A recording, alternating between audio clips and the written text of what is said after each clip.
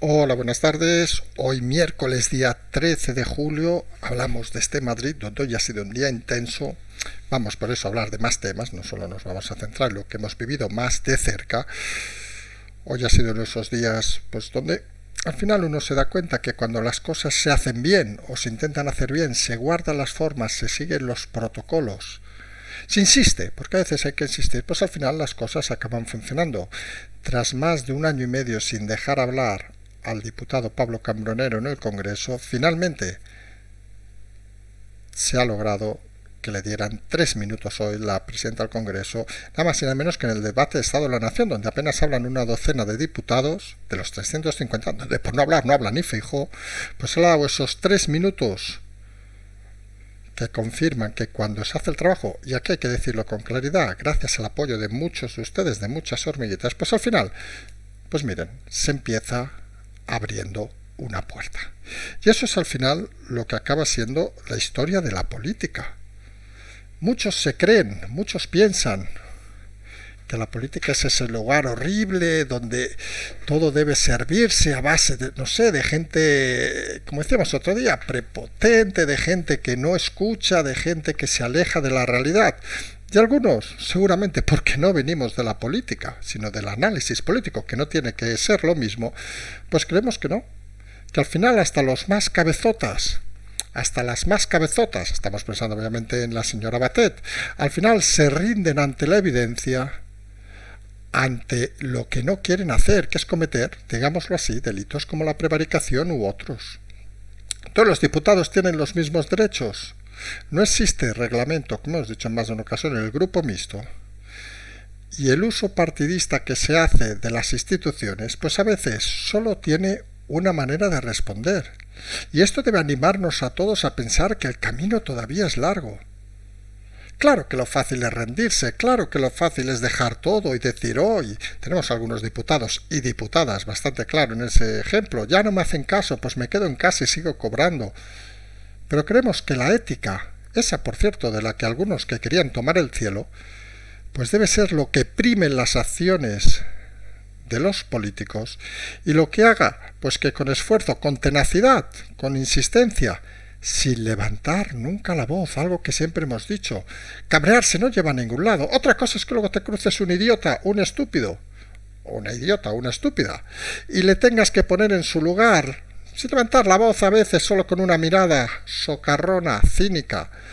Pero fuera de eso, los cauces están para ser respetados. Luego nos ha salido el amigo presidente diciendo que eran los 3 minutos de gloria. Hombre, Sánchez, usted, que fue por primera vez diputado cuando renunció Solbes porque no había ganado su plaza electoral en el 2009, que fue por segunda vez diputado en el 2011 cuando tampoco consiguió entrar en el Congreso porque no debía ser suficientemente bueno y la gente no le votó y entró porque se fue Narbona, usted que echaron a patadas de su partido y se inventó lo de dar la vuelta en coche por España, usted va a hablar de minutos de gloria. De verdad, yo estaba, oye, en el hemiciclo, estaba fuera obviamente porque no se puede entrar, como es normal, y me echaba unas risas. Porque la verdad, hay personajes, y estamos hablando ya de Sánchez, que confirman hasta en esos 30 segundos que ha dedicado al diputado Cambronero que son personajes para reírse. Trasladan sus traumas infantiles, sus traumas, seguramente él buscaba el minuto de gloria, o los 3 minutos. Fíjese, casi ha intervenido en más debates del Estado de la Nación el diputado Cambronero, que lleva apenas un par de legislaturas, que Sánchez, que no sabemos cuántos lleva y en cuántas no había entrado.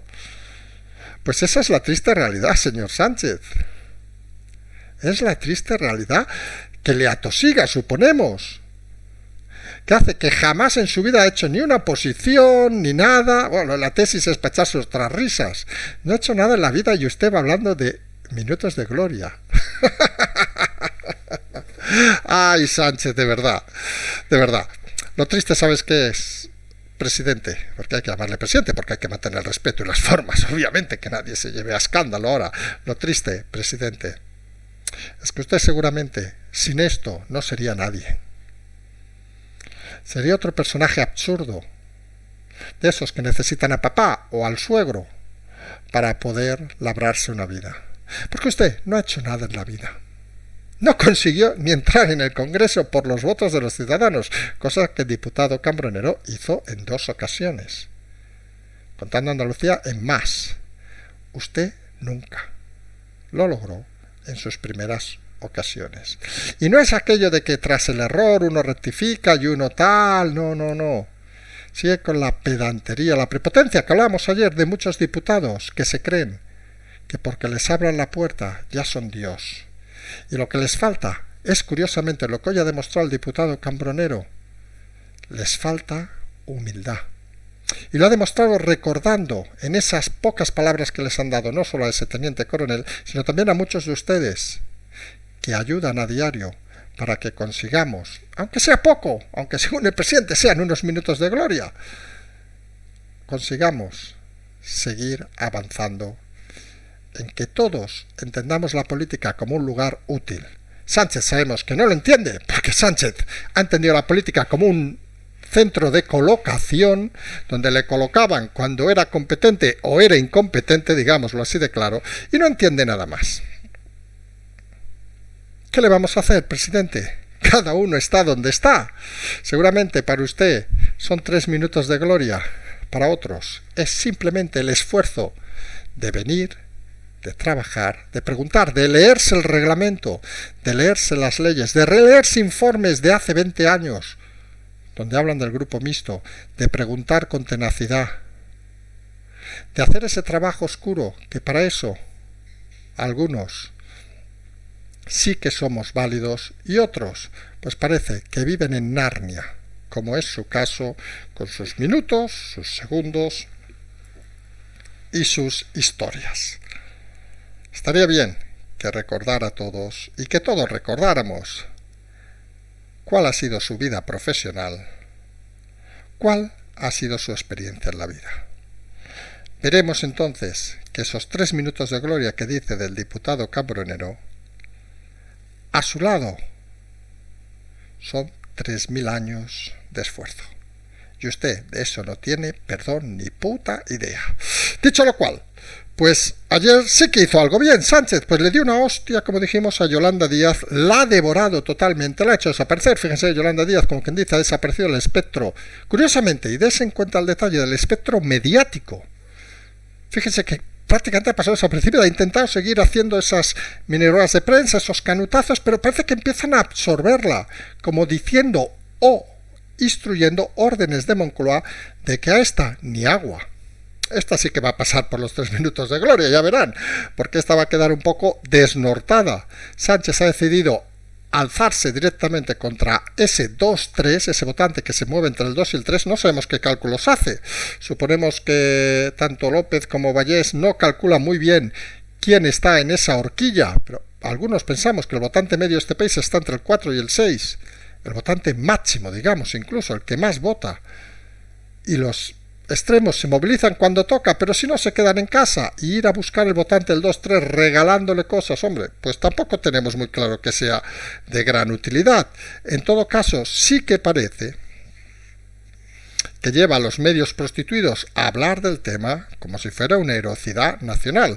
Y hay que recordar 2 cosas, que lo dijimos ayer e insistimos, no son medidas progresistas lo que ha tomado, no, son medidas populistas. Hay que recordar que estos impuestos nuevos, por ejemplo, ¿saben en qué país de Europa se están aplicando? Pues en Hungría. La Hungría que según Sánchez es la ultraderecha de Orbán. Los malos malotes de Europa que hay que echarlos casi en la Unión Europea, pues aplican las mismas medidas que Sánchez. No sé, si es que Sánchez va a decidir ahora quién es bueno, quién es malo, según las medidas, o como decíamos ayer, según medida se enciende, según medida se apaga. Habrá que tirar de los filósofos griegos para explicar las cosas de Sánchez. Pues claro, uno reflexiona cuántas de estas medidas sirven para bajar la inflación, que por cierto, hoy se ha confirmado que desde 1985 es la más alta, 10,2% mensual. Pues ¿cuáles de estas medidas sirven para bajar la inflación? Pues algunos creemos, como aquel chiste que hemos explicado muchas veces, que 0 o ninguna. ¿Cuántas veces he ido a Nueva York? ¿1 o ninguna? Pues parece que en este caso es lo mismo. Ninguna medida parece que tenga ese efecto, y al final hay que recordar una cosa, la inflación nos afecta a todos. No por decirlo casi a diario en los programas, hay que olvidarlo. Si sube el 10% la inflación, nos está bajando el sueldo un 10%, a todos.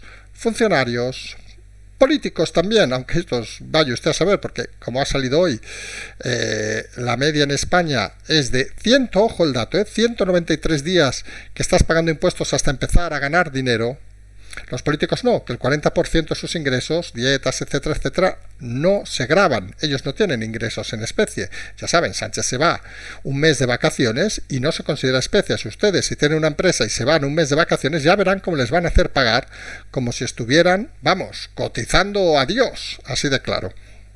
La realidad de todas estas medidas, ninguna parece que haga bajar la inflación, y la inflación, como decíamos, desde el 85 en su nivel más alto.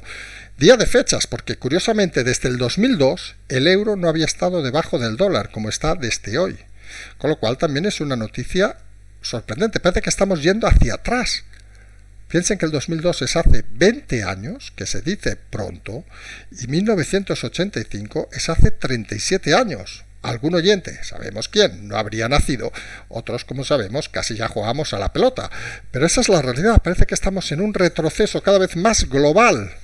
Y está claro que las cifras son malas, pero las de España son peores. La OCDE confirma que España tiene los peores datos de paro. Por mucho que vaya citando, que nos ha hecho mucha gracia el presidente hablando de The Economist, se olvidará del artículo de diciembre, cuando decía que teníamos los peores datos de la mayoría de temas económicos en España en comparación con el resto del mundo. Suponemos que solo debe leer las páginas de anuncios breves o le deben pasar los titulares, porque con lo bien que habla el inglés, nuestro presidente nos extraña que a lo mejor sepa leerlo, pero en fin. En todo caso, sí que le han leído, curiosamente, nuevamente desde Europa, desde Bruselas, que hay que despolitizar la justicia. El tema del Consejo General del Poder Judicial, que los jueces elijan a los suyos, que sería lo normal, que se prostituyó aquí en el 86, lo hemos dicho también en muchas ocasiones, hoy parece el día aquel de repetir las cosas, por el miedo, por el pasado de muchos jueces, obviamente en la época postfranquista, aquella sí que era una época postfranquista, no ahora, donde todos los jueces, ni uno solo había ejercido antes de la muerte de Franco, pues la realidad es que de Europa vuelven a estar preocupados.